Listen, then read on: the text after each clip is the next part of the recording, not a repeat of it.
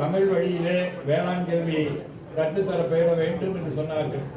அதற்கு ஒரு அடித்தளமாக திகழ்பவர்கள் நம்முடைய முத்தமிழ் செல்வன் அவர்கள் நிறைய இடங்களிலே எல்லா பல்கலைக்கழகத்திலே வேளாண்மை சார்ந்திருக்கக்கூடிய கால்நடை, மீன்வள பல்கலைக்கழகம், வேளாண் பல்கலைக்கழகம் என அனைத்து பல்கலைக்கழகத்திலேயும் தொடர்ந்து அறிவியல் தமிழ் கழகம் என்று சொல்லக்கூடிய வகையிலே அறிவியல் தமிழ் இயக்கத்தை தொடங்கி சுமார் 300க்கும் மேற்பட்ட நூல்களை, வேளாண்மை நூல்களை தமிழிலே வெளியிட்ட ஒரு பெருமைக்குரியவர்களாக திகழ்ந்து கொண்டிருக்கக்கூடியவர்கள்.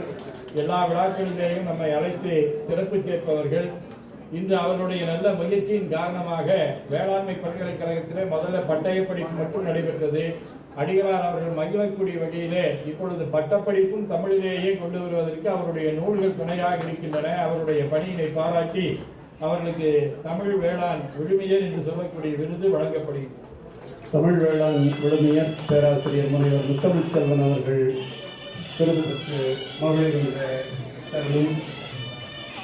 அடுத்து ஆசிரியர் பணிக்காக